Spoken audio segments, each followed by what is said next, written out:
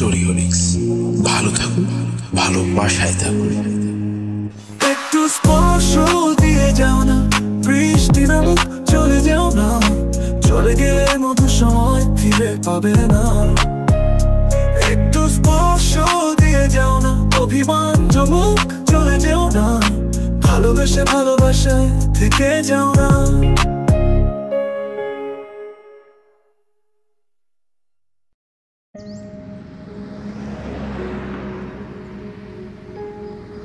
চোখের সামনে দিয়ে হুস হুস করে একের পর এক ছোট বড় গাড়িগুলো সর্পিল পাহাড়ি বাঁক পেরিয়ে নির্দ্বিধায় উপরের দিকে উঠে যাচ্ছিল।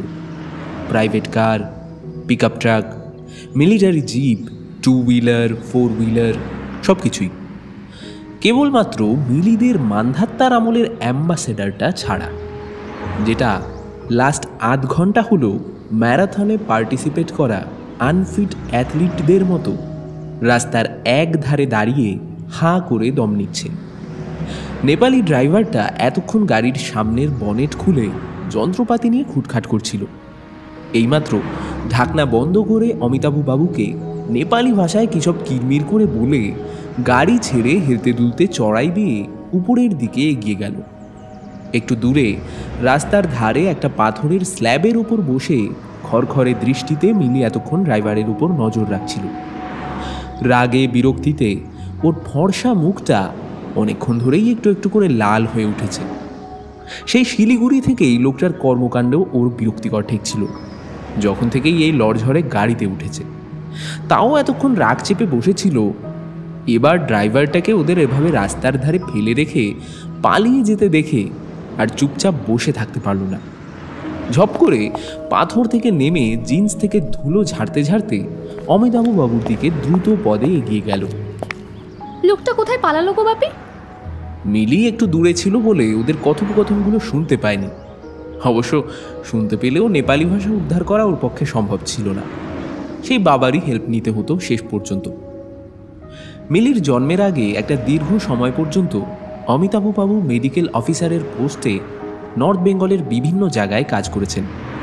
সেই সূত্রে নেপালি, লেপচা, ভুটিয়াদের সঙ্গে বিস্তর ওঠা বসা এবং ওদের ভাষাও অনেকটা রপ্ত করে ফেলেছিলেন। এখনও তাই সুযোগ পেলেই ঝালিয়ে নেন।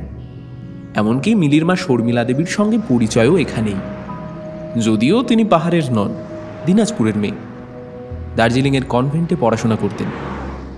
অপরদিকে মেডিকেল কলেজ থেকে পাশ করে বেরোবার পর নব্য ডাক্তারবাবুরা যখন শহরের দিকে ছুটছেন, খাস উত্তর কলকাতার ছেলে হয়েও অমিতাভ বাবু তখন স্বেচ্ছায় উত্তরবঙ্গ বেছে নিয়েছিলেন।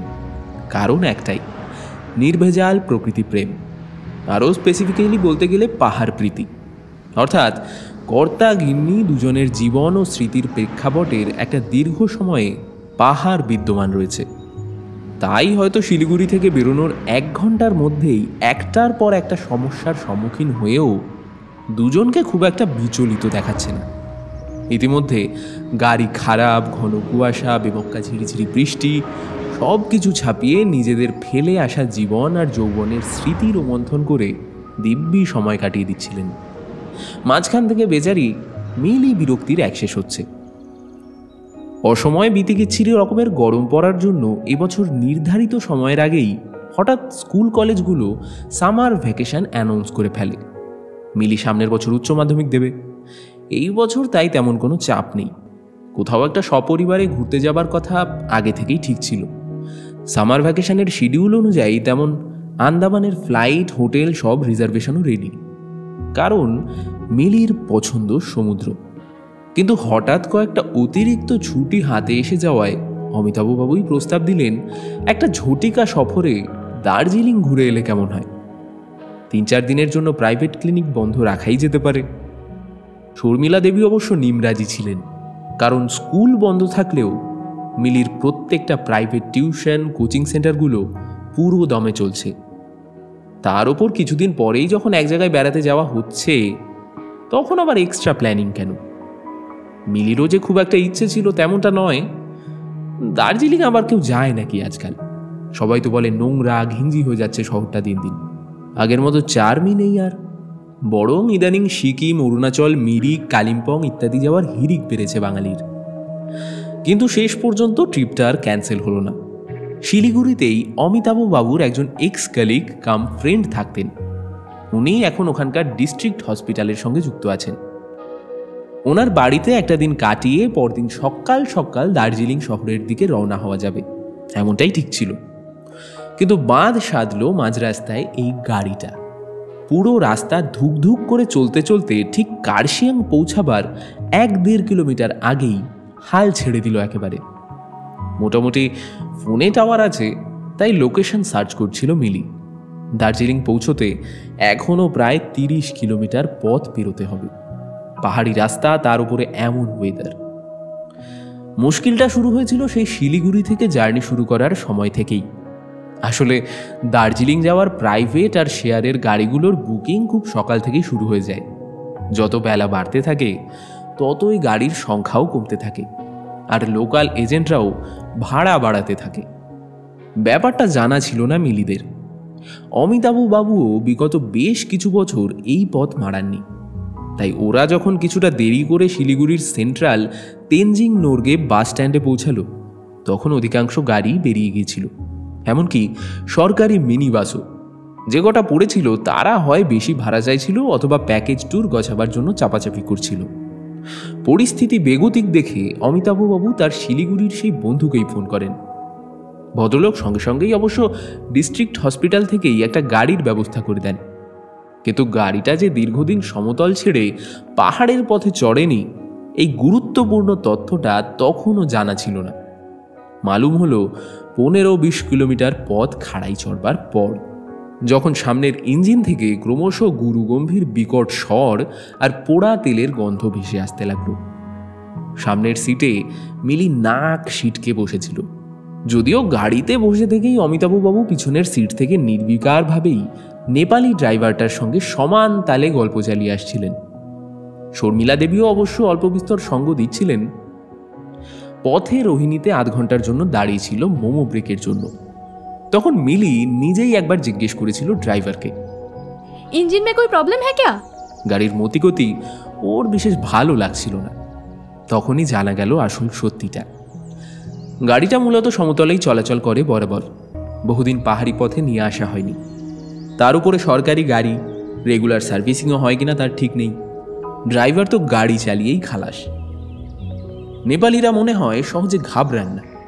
কুতকুতে চোখ দুটোকে আরও সরু করে একগাল হেসে উত্তর দিয়েছিল ড্রাইভার, घबराइए मत मैडम, इंजन पुराना होगा लेकिन बहुत बढ़िया है, आराम से पहुंच जाएंगे। কিন্তু বেচারি পুরনো ইঞ্জিন তার লুপ্ত গৌরব ধরে রাখতে সম্পূর্ণ ব্যর্থ হয়ে আপাতত নির্বোধের মতো পথমধ্যে দাঁড়িয়ে রয়েছে। আর ততোধিক কনফিডেন্ট ড্রাইভার গেছেন কার্শিয়াং শহরে কোনো এক মেকানিকের সন্ধানে।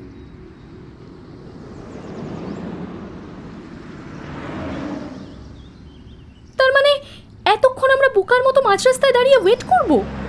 কতক্ষণ মেকানিক নিয়ে ফিরবে তার জন্য? আহা, তুই ঘাবড়াচ্ছিস কেন? কার্শিয়াং এই জাস্ট একটা মোড় পরেই। লোকটা তো আমাকে বলেই গেল, দেখ না কিছুক্ষণের মধ্যেই হয়তো চলে আসবে।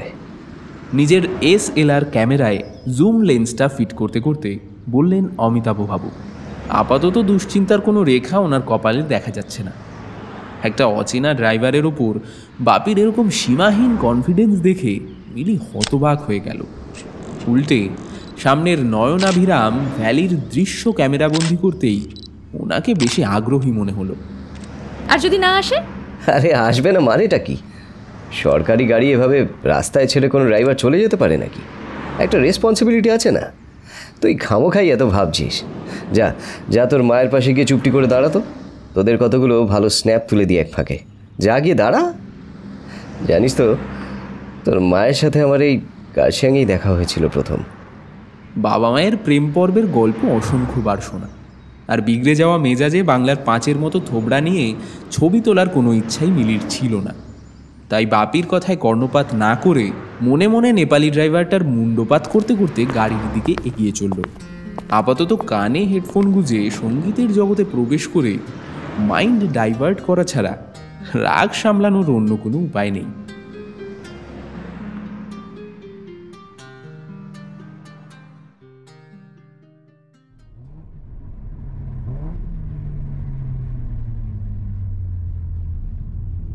আজ ভাগ্যদেবী পাহাড়ের পথে মিলিদের সঙ্গে বোধহয় লুকোচুরি খেলার মুডে রয়েছেন।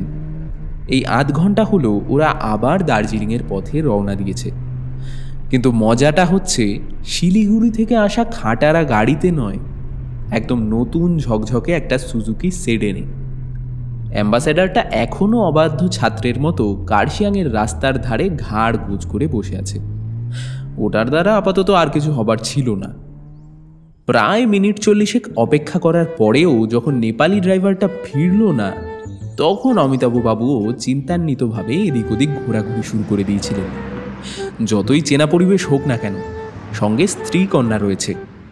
একে বিচিত্র পাহাড়ি আবহাওয়া, অন্যদিকে বেলাও দ্রুত ফুরিয়ে আসছে। পথ চলতি কোনো গাড়িতে লিফট নিয়ে সামনে এগিয়ে যাবেন কিনা ভাবছিলেন, এমন সময় সামনের বাঁকের মুখে সেই নেপালি ড্রাইভারটির মূর্তিমান হাস্যমুখ দেখতে পাওয়া গেল। যদিও হাসি মুখে তেমন কোনো সুখবর দিতে পারলেন না।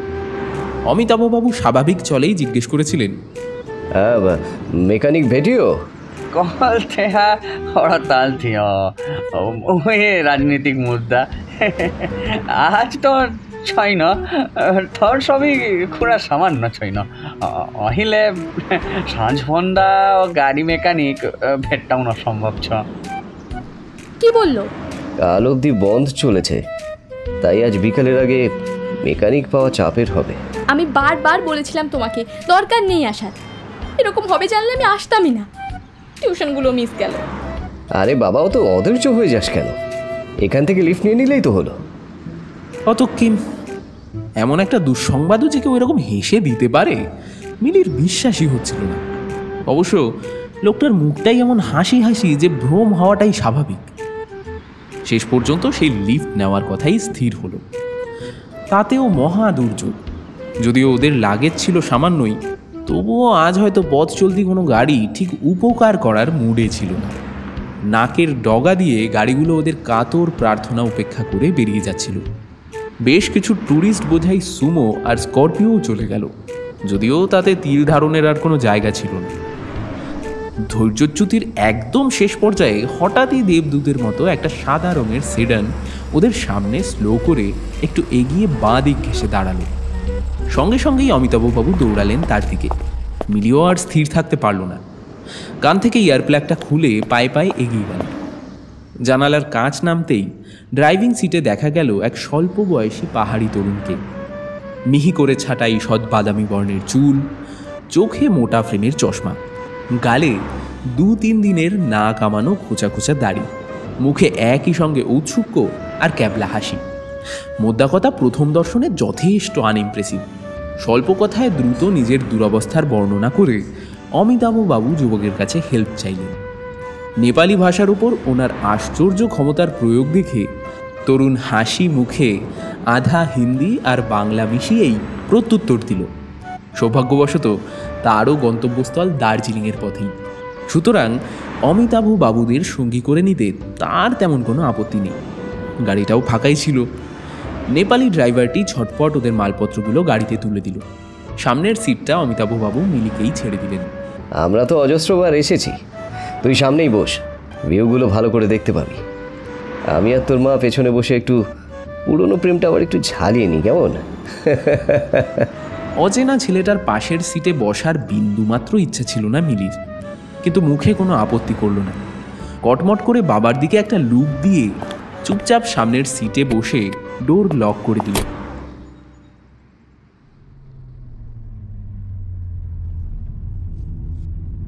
Hello ma'am. যুবক সম্ভবত মৃদুস্বরে একটা সম্ভাষণ করেছিল, কিন্তু ততক্ষণে মিলির কান দুটো আবার ইয়ারফোন দখল করে নিয়েছে। আলাপচারিতা আর বিশেষ এগোলো না। অমিতাভবাবু কিন্তু পূর্বের মতোই ফের কথোপকথনে উদ্যোগী হয়ে পড়লেন। প্রাথমিক ধন্যবাদ জ্ঞাপনের পর্ব মেটার পর পরস্পরের পরিচয় জানা গেল। তোমার নাম কি সেটাই তো শোনা হলো না। সুরজ ছেত্রী স্যার, জাতি নেপালি। তুমি তখন বললে শিলিগুড়ি থেকে ফিরছো, কি জব রিলেটেড নাকি? সহি পকড়ে স্যার, আসল মে আমি একটা এনজিওতে জব করি। দেখা গেল আলাপচারিতায় সেও সমান আগ্রহী। তাদের মতো সেও শিলিগুড়ি থেকেই আসছে, তবে টাউন থেকে নয়, বাগডোগরা এয়ারপোর্ট থেকে। সুরজ বর্তমানে দার্জিলিংয়ের একটা নামকরা এনজিওতে কাজ করে। কদিন আগে দিল্লি থেকে কয়েকজন ডেলিগেট এসেছিলেন ওদের এনজিওর কাজকর্ম পর্যবেক্ষণ করার জন্য। আজ তাদেরকেই এয়ারপোর্টে পৌঁছে ফিরছিল সে। ওদের এনজিওটার নাম বিগত বেশ কয়েক বছর ধরে প্রচারের আলোতে আসছে। সমগ্র উত্তরবঙ্গ এবং উত্তর পূর্ব ভারতের চোরাচালানকারী চক্র, বিশেষত অ্যান্টি হিউম্যান ট্রাফিকিং মুভমেন্টের জন্য ওদের ভূমিকা বিশেষভাবে প্রশংসনীয়। অমিতাভ বাবুও এনজিওটির নাম আগে শুনেছিলেন, তাই সুরজের কথাকে প্রশংসাসূচক সমর্থন জানালেন। সুরজ একটা দীর্ঘ সময় কলকাতায় হিউম্যান রাইটস কমিশনে কাজ করেছে, তাই বাংলা ভাষাতেও ও বেশ স্বচ্ছন্দ। বাইরে উড়ো মেঘের ঝিরিঝিরি হালকা বৃষ্টি কখনো ওদের সঙ্গ নিচ্ছে, আবার কখনো পাহাড়ের অপর বাঁকে অদৃশ্য হয়ে যাচ্ছে। মিলি যদিও ওদের কথোপকথনে অংশগ্রহণ করেনি, তবুও এদের সব কথা ওর কান এড়িয়ে যাচ্ছিল না। দৃষ্টি মূলত জানলার বাইরে হলেও মাঝে মাঝে সুরজের দিকে চোখ পড়ছিল। ছেলেটার হাত বেশ পাকা। সর্পিল পিচ্ছল পাহাড়ি রাস্তাতেও কথা বলতে বলতে কেমন অবলীলায় একটার পর একটা দুর্গম বাঁক পেরিয়ে এগিয়ে যাচ্ছিল। হয়তো এটাই ওদের কাছে স্বাভাবিক। ওর চেহারায় একটা ক্যাবলা ভাব থাকলেও চোখ দুটোতে বেশ শিশু সুলভ সারল্য আছে। অল্প হাসলেই বুঝে আসে। কথাবার্তাতেও বেশ সপ্রতিভ। ইতিমধ্যে কার্শিয়াং ছাড়িয়ে অনেকটাই এগিয়ে এসেছে ওরা। সামনে একটা ছোট্ট জনপদ আর কুয়াশা মাখা রেল স্টেশন চোখে পড়ল, ঘুম স্টেশন। জানিস তো মিলি, ঘুম হলো জানি জানি। অমিতাভ বাবু পেছন থেকে তার জ্ঞানের ভাণ্ডার খোলার আগেই তাকে থামিয়ে দিল মিলি। এখন আর সে কচি খুকি নেই যে ঘুম স্টেশন নিয়ে নলেজ শিখতে হবে। অমিতাভ বাবু মেয়ের মুড বুঝে চুপ করে গেলেও সুরজ বোধহয় ব্যাপারটা ধরতে পারেনি। নিজের শহরের গর্ব হিসাবে তাই গড় গড় করে ঘুম স্টেশনের ইতিবৃত্ত বলতে শুরু করে দিল। You know, miss, Ghum is the highest railway station in all over India, situated more than 7,000 feet from sea level. A pride of Darjeeling Himalayan Railway. মিলিকে কি নার্সারি স্কুল গার্ল মনে করেছে নাকি ছেলেটা? হ্যাঁ, অনেকক্ষণ ধরেই ওদের দুজনের জ্ঞানগর্ভ লেকচারের মাঝখানে বোর হচ্ছিল। এবার আর সহ্য হলো না। I see. Then what is the highest railway station in the world? এবার ওর টার্ন। বেচারা সুরজ এমন র্যাপিড ফায়ারের জন্য একদমই তৈরি ছিল না। বা হাতে গিয়ারটা চেঞ্জ করে খচখচ করে নিজের গালটা একটু চুলকে নিল। কয়েক সেকেন্ড একটু ভেবে মিলির দিকে একটা ক্যাবলা হাসি দিয়ে ঘাড় নেড়ে বলল, Sorry, miss, I don't know. Oh, you must know, Mr. Chetri. আচ্ছা, দার্জিলিং পৌঁছতে আমাদের আর কতক্ষণ লাগবে এটা নিশ্চয়ই বলতে পারবেন। মিলি, কি হচ্ছে কি?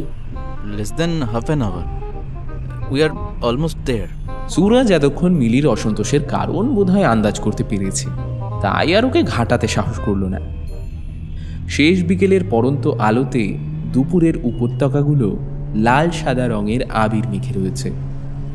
আবহাওয়া এখনও বেশ পরিষ্কার। দার্জিলিং স্টেশনের পাশ দিয়ে শহরের রাজপথে ওদের গাড়ি এগিয়ে চলল। পাহাড়ের রাস্তাতেও যে এমন জ্যাম হয় সেটা মিলির জানা ছিল না। হঠাৎ এত গাড়ি, পোড়া তেলের গন্ধ ঠিক কেমন যেন কলকাতার রাস্তার কথা মনে পড়িয়ে দিল। ওদের হোটেলটা ম্যালের বিপরীত দিকে। কোনো মোটর ভেহিকেলের ম্যালে যাওয়ার পারমিশন নেই, তাই সুরজ ওদের ক্লক টাওয়ারের কাছেই ছেড়ে দিল। তার আগে অবশ্য অমিতাভবাবু ওকে অসংখ্যবার ধন্যবাদ জানাতে ভুললেন না।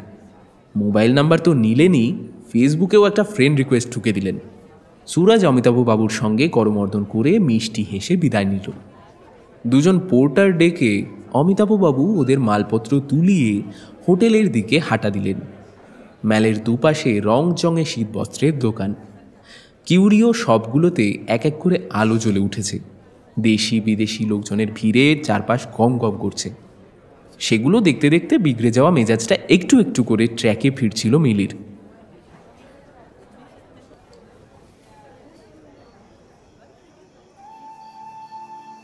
হোটেলে চেক ইন করে সোজা পেছনের জানালার শাটারটা খুলে দিল মিলি। দূরের পাহাড়ের গায়ে সাজানো খেলনা বাড়িগুলো থেকে অন্ধকার ফুঁড়ে টিমটিমে আলো জেগে রয়েছে। এক ঝলক ভেজা ঠান্ডা হাওয়া ছুটে এসে ওর মনের সমস্ত কালো মেঘ সরিয়ে দিল। At last.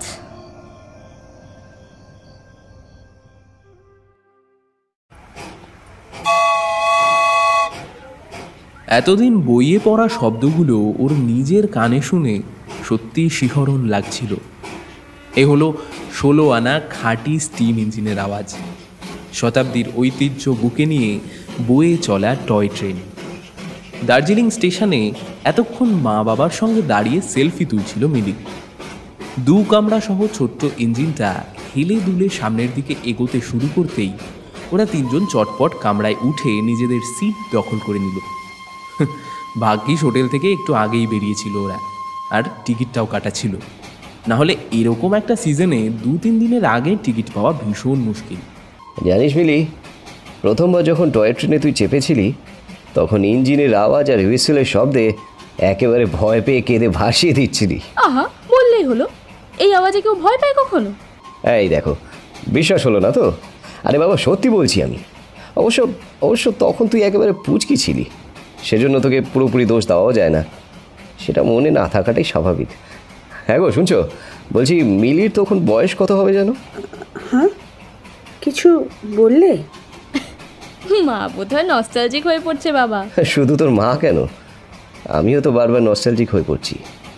আমাদের দুজনেরই যে এখানকার পথঘাটে কত স্মৃতি জড়িয়ে আছে। কেভেন্টার্স, গ্লেনারিজ, টি গার্ডেন আর কত কিছু।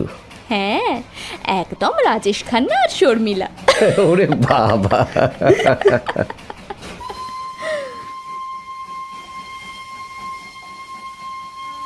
ছোট্ট ট্রেনটা তখন হুসহুস করতে করতে পাকদণ্ডি বেয়ে বাতাসিয়া লুপে ঢুকছে।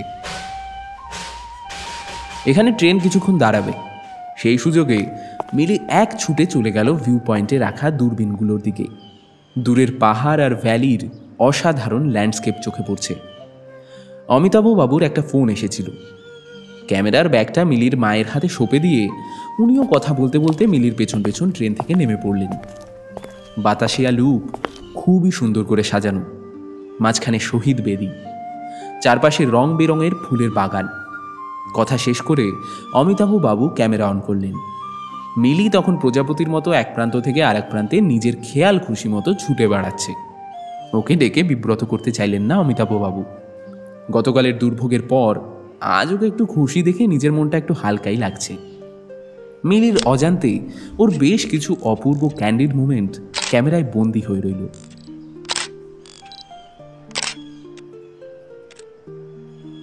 কে ফোন করেছিল গো? আরে ওই ছেলেটা, সুরজ, কাল যে আমাদের লিফট দিল না, ও। তার আবার আজ কি দরকার? ওই কাল আমরা ঠিকঠাক হোটেলে পৌঁছালাম কিনা সেটাই জানতে চাইছিল। খুব ভালো ছেলেটা। ভালো না কচু, ক্যাবলা কার্তিক একটা। সে যাই হোক না কেন, আজকাল পথে ঘাটে এমন পরোপকারী ছেলে আর কটা পাওয়া যায় বলতো? আমাদের তরফ থেকেও তো একটা ধন্যবাদ দেওয়া উচিত।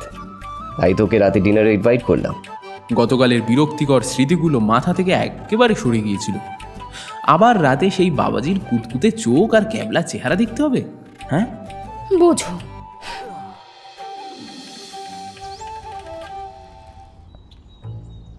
ধুস, এইটা একটা চিড়িয়াখানা হলো? বেটে ছাগল, মোটা ছাগল, দাড়িওয়ালা ছাগল আর কয়েকটা পেট মোটা বাইসন। কেন রে, হিমালয়ান উলফগুলোকে তো বেশ ভালোই লাগলো আমার। তাছাড়াও ব্ল্যাক প্যান্থার, চিতা, ভালুক সব মিলিয়ে বেশ একটা জঙ্গল বুক টাইপ ফিলিং পাচ্ছিলাম কিন্তু। Perhaps you missed the red panda sight. He didn't disappoint you. ওহো, then why didn't you say that thing first, Mr. Guide?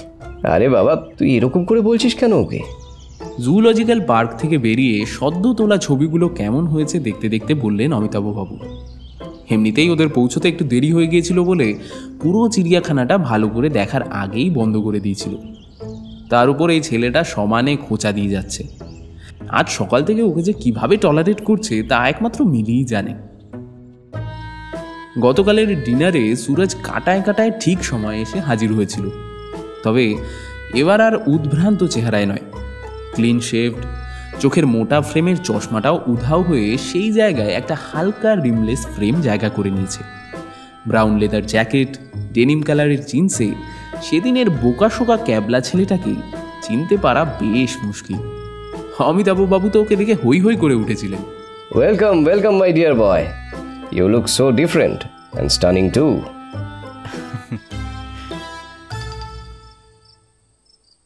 Dinner চলাকালীন কথায় কথায় জানা গেছিল সুরজরা বেশ কয়েক প্রজন্ম ধরে দার্জিলিংয়েরই আদি বাসিন্দা। ওর পূর্বপুরুষরা একসময় ব্রিটিশদের আমলে চা বাগানগুলোর তদারকির কাজ করত। স্বাধীনতার পর ক্রমশ ওদের অবস্থা ফিরতে থাকে। বর্তমানে বেশ কয়েকটা টি প্রসেসিং প্ল্যান্টের ফ্যামিলি বিজনেস ওদের, যদিও সুরজ কখনো ব্যবসায় আগ্রহী ছিল না। এখানে কনভেন্টে পড়াশোনা সেরে চলে গিয়েছিল কলকাতায় মাস কমিউনিকেশন করতে। পড়াশোনা শেষ করে বছর দুয়েক হিউম্যান রাইটস কমিশনে চাকরি এবং তারপরে এনজিওর কাজটা পছন্দ হতেই ফের ব্যাক টু হোমল্যান্ড। ডিনারের শেষে সুরজ অনুরোধ করে নিজের শহরটা ওর গাড়িতেই যদি আরও একটা দিন মিলিদের ঘুরে দেখাতে পারে তাহলেও খুব খুশিই হবে। অমিতাভ বাবুরা প্রথমে আপত্তি জানালেও শেষমেশ রাজি হয়ে যান। সকালের প্রোগ্রামের শুরু হতেই হোঁচট। রোপওয়ের সামনে এসে গাড়ি দাঁড়াতেই মা ও মেয়ের যৌথ বিরোধিতায় সেটা এক কথায় নাকচ হয়ে গেল। শর্মিলা দেবীর ভার্টিগো আর মিলির হাইট সিকনেস। অতঃপর গাড়ি ঘুরল ঘুম মনাস্ট্রি, তেনজিং রক আর Tibetan refugee camp. Happy valley tea গার্ডেনে এসেই মিলির বায়না শুরু। ওই রংচঙের নেপালি ড্রেসগুলো পরে সে ছবি তুলবে। তা সে বায়না আর ছবি তোলার হিড়িক সামলাতে সামলাতেই যে ফুরুত করে কখন বেলাটা গড়িয়ে যাবে তা বোঝাই যায়নি। সুরজ যদিও আগাগোড়াই ওদেরকে হুঁশিয়ার করে গিয়েছিল, তা ওকে থোড়াই কেয়ার করেছে মিলি। কিছু বলতে গেলেই বলেছে, आपको तो पहले से ही पता है, पर मेरा तो पहली बार है ना। আর বলেই মা বাবার আড়ালে মুখ ভেঙচে দিয়েছে। প্রথমে একটু জড়তা থাকলেও মিলির পরিবর্তিত মেজাজ বুঝতে বেশি সময় লাগেনি সুরজের। বিপরীতে ও নিজেও ক্রমাগত মিলির লেগ পুলিং করে গিয়েছে। এখন বোঝা যাচ্ছে সময়টা আর একটু যদি বাঁচিয়ে রাখা যেত তাহলে জুলজিক্যাল পার্ক আর মাউন্টেনিয়ারিং ইনস্টিটিউট দুটোই আরও ভালো করে দেখার সময় পাওয়া যেত। বেলা বেশ অনেকটাই পড়ে এসেছে এবার। কপাল ভালো যে আজ সকাল থেকেই রৌদ্রোজ্জ্বল আবহাওয়া, নইলে পাহাড়ের মুডি ওয়েদার একবার মুখ ভার করলে তার মান ভাঙানো বড় সহজ কথা নয়। অতঃপর what's our next destination my boy? Let's see. What would be? সব স্পটেও মিলিদের সঙ্গে থাকতে পারেনি। ওদের তিনজনকে নামিয়ে দিয়ে শহরের বিভিন্ন জায়গাতে টুকটাক করে নিজের কাজ সেরে নিচ্ছিল। তবে এবার মনে হয় ওর সব কাজ শেষ। মিউজিক সিস্টেমে হালকা করে একটা পাহাড়ি টিউন বাজিয়ে দিল। খিদে পেয়েছে? সুরজ যে বাংলা একেবারেই বলতে পারে না তা নয়, তবে পরিমাণে বড্ড স্বল্প। পেছনের সিটে বাবা মা চোখ বুজে শরীর এলিয়ে দিয়েছেন, তাই প্রশ্নটা যে ওকেই করা হয়েছে তা বুঝতে একটু সময় লাগলো মিলির। বাইরের দৃশ্য থেকে চোখ ফিরিয়ে সুরজের দিকে চোখ ফেরাতেই ও ফ্রন্ট সিটের সামনের গ্লাভ বক্সটা খোলার ইঙ্গিত করল। নিতান্ত অবহেলা ভরে ঢাকনাটা তুলতেই লিটল সারপ্রাইজ, চিপস, কুকিজ আর চকলেট বারে ভেতরটা একেবারে ঠাসা। এটা কি কোনো সন্ধি চুক্তির উপর ঢৌকন?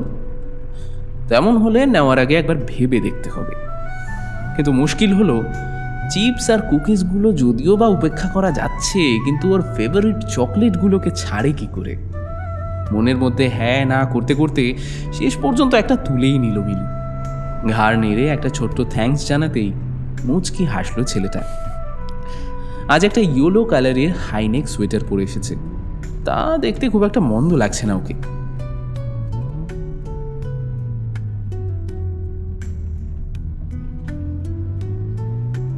শহরের কোলাহলমুখর অঞ্চল থেকে ইতিমধ্যে ওদের গাড়ি এক নিরিবিলি পরিবেশে প্রবেশ করেছে।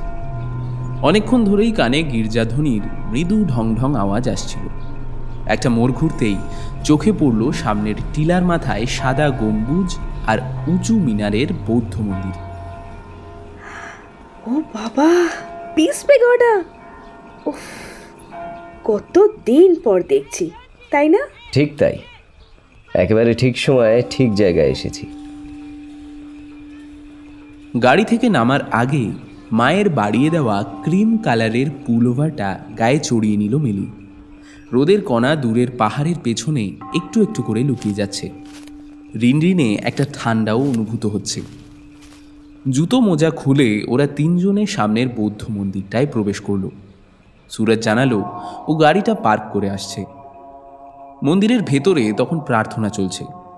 একজন সৌম্যদর্শন বৃদ্ধ লামা ওদেরকে সামনের আসনে বসার জন্য নীরবে ইঙ্গিত করলেন। একটাই মন্ত্র বা শ্লোক বারবার সুন্দর সুরে প্রতিধ্বনিত হচ্ছিল ভেতরে। ওরা তিনজনেই মন্ত্রমুগ্ধের মতো কিছুক্ষণ সেই স্বর্গীয় অনুভূতিকে অন্তরে গ্রহণ করে নিল। শর্মিলা দেবী ইশারায় জানালেন উনি এখন কিছুটা এখানেই সময় কাটাতে চান। চাইলে ওরা দুজন বাইরের পরিবেশটা ঘুরে দেখে নিতে পারে। মিলি জানালো ও বাইরেই আছে।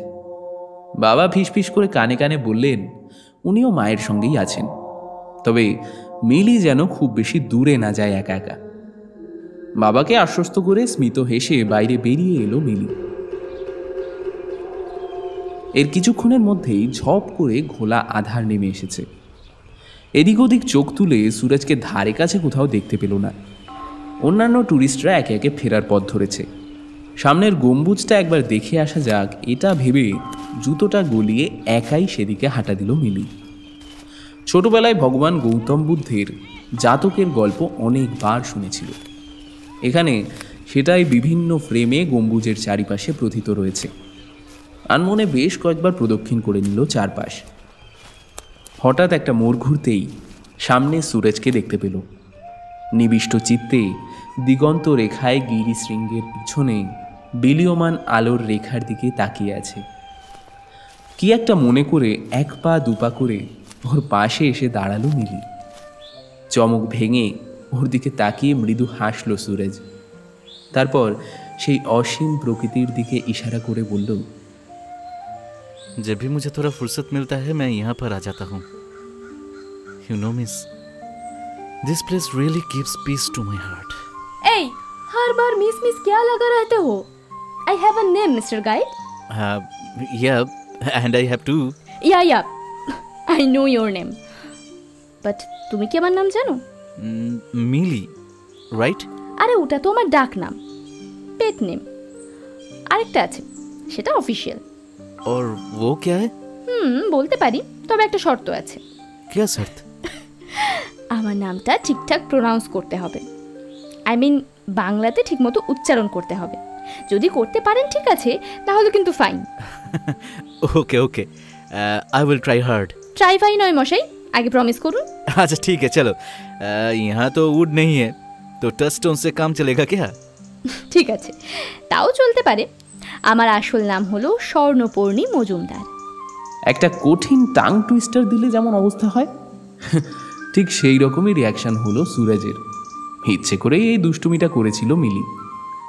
ওর এই নামটা ঠিকঠাক করে উচ্চারণ করতে ওর বাঙালি বন্ধু বান্ধবদেরই অনেকেরই জিভ জড়িয়ে যায়।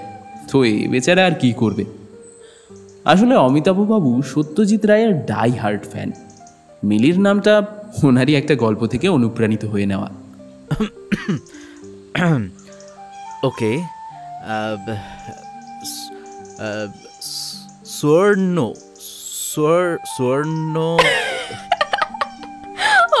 হলো না গোড়াতেই গলদ। আরও দু একবার অচল ইঞ্জিনের মতো স্টার্ট দিয়ে ব্যর্থ হলো সুরজ। বুঝলো এটা আসলে একটা প্র্যাঙ্ক। উপায় নেই, হার মানতেই হলো ওকে। Okay, I quit. বলো কি ফাইন দিতে হবে?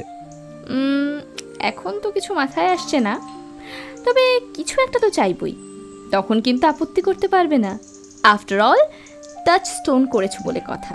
As you wish madam. चलो अब लौट चलते हैं. तुम्हारे पेरेंट्स भी परेशान हो रहे होंगे. ইউ ক্যান কল মি মিলি। দুজনে একসঙ্গে সিঁড়ি ভেঙে নিচে নামতে লাগলো। ওরা হয়তো খেয়ালই করেনি কখন ওদের কথোপকথন আপনির চৌকাঠ ডিঙিয়ে তুমিতে এসে পৌঁছেছে। বাতাসে শিরশিরে একটা চোরা শীত। দেবদারু পাইনের শাখা অন্ধকার চুইয়ে চুইয়ে নেমে আসছে পৃথিবীর বুকে।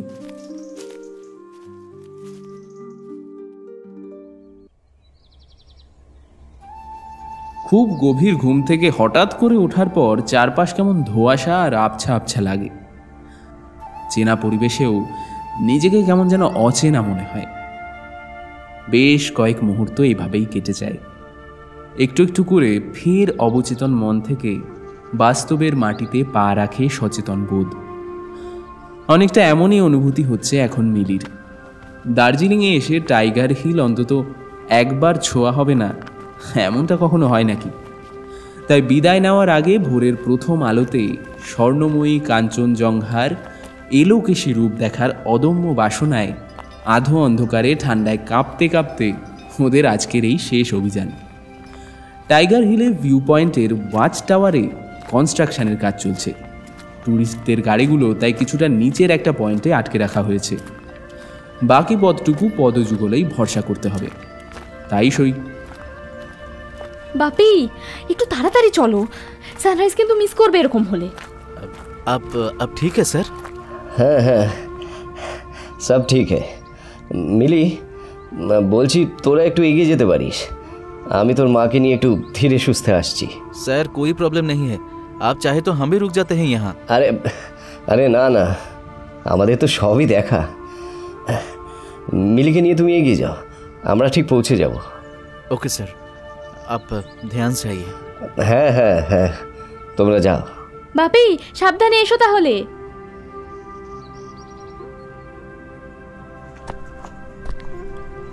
মিলিরা একটু এগিয়ে গিয়েছে। চারিপাশের ঘন কুয়াশা ঘোলা আধারের হাত ধরে কেমন একটা আধিভৌতিক জগতের সৃষ্টি করেছে। মিলি আর সুরজ একসঙ্গে পা ফেলে একটু একটু করে চড়াই বেয়ে ভিউ পয়েন্টের দিকে এগিয়ে চলল। আজকের আবহাওয়া বিশেষ একটা সুবিধার নয়। কুয়াশা আর মেঘের ইন্দ্রজাল ভেদ করে কতটুকু পরিবেশ যে দৃষ্টিগোচর হবে তা বোঝা যাচ্ছে না বিশেষ। দার্জিলিংয়ে এটাই মিলিদের শেষ দিন। গতকালের এক রঙিন সফরের পর আজকের এই শেষের কিছু মুহূর্ত ওদের সঙ্গ থেকে বঞ্চিত হতে চায়নি সুরজ। সেই কোন কাক ভরে ওদের হোটেল থেকে পিক আপ করে গাড়ি নিয়ে এসেছে এখানে। দুজনেই অনেকক্ষণ নীরবে হেঁটে এসেছে। মিলি কিছু একটা বলে শীতল স্তব্ধতাটা ভেঙে দিতে চাইছিল। মাথায় কত শত কথা বিজবিজ করছে, কিন্তু কোনোটাই ঠিকমতো বলার মতো মনে হচ্ছিল না। আচ্ছা, অনেক জায়গাতেই দেখলাম লাল নীল বিভিন্ন কালারের প্রচুর পতাকার মতো টাঙিয়ে রাখা হয়েছে, ওগুলো আসলে কি? Those are Tibetan prayer flags. People believes it blaze surrounding countrysides. And you? Me? I don't know exactly. Never really thought about it. But I believe in people's belief and their faith. তোমার তো রাজনীতিতে join করা উচিত। কেমন political correct answer দিলে। Okay. तुम कह रही हो तो वो भी कर लेंगे एक दिन।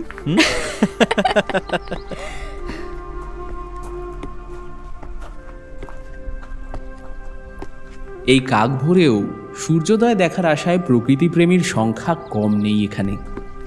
ওরা দুজন বাকিদের থেকে একটু তফাতে রেলিং ঘেঁষে দাঁড়ালো।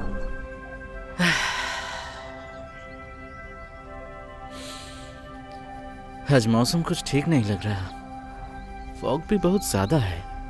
তার মানে ঠান্ডায় কাঁপুনি ধরিয়ে এই সাত সকালে বিছানা ছাড়া করালে, আর এখন বলছো এখন কিছুই দেখতে পাবো না? আরে ऐसा भी नहीं है, এখনো তো সময় আছে কিছুটা সানরাইজ হবার। আর দেখলেই তো এখানের ওয়েদার কেমন মুডি আছে। আবি বারিশ তো আবি নীলা আসমান। ইতিমধ্যে মিলির মা বাবা ভিউ পয়েন্টে এসে পৌঁছেছেন। দুজনেই বেশ হাঁপিয়ে গেছেন। অনেকদিনই চড়াই চড়বার অভ্যেস চলে গিয়েছে কিনা। আজ ওয়েদারটা ভোগাবে বুঝলি, গত দুদিন অবশ্য বেশ সঙ্গ দিয়েছিল আমাদের। কথাটা বলেই গলায় ঝোলানো বাইনোকুলারটা তুলে নিয়ে নিজের চোখের ওপর রাখলেন অমিতাভবাবু। কিন্তু অপেক্ষাই সার। কপাল মন্দ, আজ প্রকৃতির দুর্ভেদ্য কুয়াশা আর ঘন মেঘের প্রাচীর ডিঙিয়ে সেই অলৌকিক সূর্যোদয় আর কাঞ্চনজঙ্ঘার স্বর্ণচূড়া দেখতে পাওয়া গেল না। তবুও প্রায় ঘন্টা খানেক ওরা কাটিয়ে দিল অধীর আগ্রহে। এই জিনিস এমনই যে শুধু ছবিতে দেখে আশ মেটে না, নিজের চোখে দেখা না হলে সে দেখাও সার্থক হয় না। আগেও দেখেছি, তাও বারবার দেখতে ইচ্ছা হয়।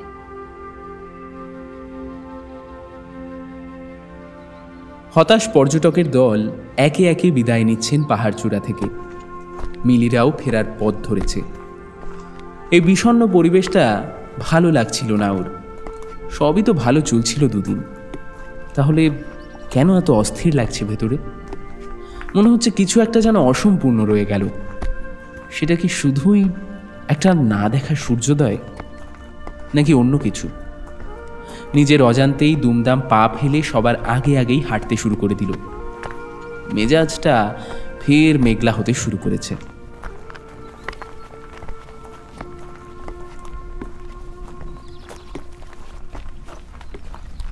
Can I take a selfie with you? পেছন থেকে সুরজের গলা ভেসে এলো। বাবা মা ফের হাঁটতে হাঁটতে পিছিয়ে পড়েছেন। জ্যাকেটের পকেটে হাত দুটো গুজে থমকে দাঁড়ালো মিলি। और वो वाला किस लिए? সহসা কোনো উত্তর দিতে পারল না সুরজ। পকেট থেকে স্মার্টফোনটা বের করে খানিকক্ষণ উসখুস করে আবার পকেটে শেষ পর্যন্ত ঢুকিয়ে দিল। ওর অলক্ষেই ঠোঁটের কোণে এক চিলতে হাসি দিয়ে মিলি আবার ধীর পায়ে চলতে শুরু করলো। সুরজ নীরবে ওর সঙ্গ নিয়েছে।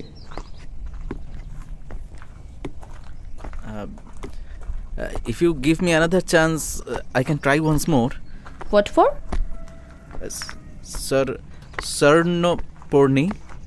Sarnoporni, right? I know, but it will take time for perfection. বিষয়ের সঙ্গে সঙ্গে একটা চাপা আনন্দের রেশ মনে খেলে গেল, তবে মুখে সেটা প্রকাশ করলো না মিলি। হয়েছে, তবে আমি ঠিকটাই শুনতে চাই, না হলে ফাইনটা কিন্তু ডিউ রয়েই যাবে। Okay, I must do it. Fine তো বাঁচা হি লুঙ্গা। কুয়াশার চাদরে আসল সূর্যদেব এখনো মুখ লুকিয়ে রেখেছেন, তবে আরেক সুরজের উদ্ভাসিত হাসিতে স্বর্ণচূড়ার বরফ ধীরে ধীরে গলতে শুরু করেছে। আপাতত সামনের বাঁক থেকে ওদের পথটা হয়তো কিছু সময়ের জন্য আলাদা হয়ে যাবে, কিন্তু ফিরে তো আসতেই হবে একদিন, সেই না দেখা সোনালি সূর্যোদয়টা দেখার জন্য একসঙ্গে। কুয়াশার পরও তার কত সকালই বা ঘিরে রাখবে তাকে। পাগলে মন সে বোঝে না, ঠিক না ভুলতা জানে না, কে যেন ডেকে কানে বলে যে বারে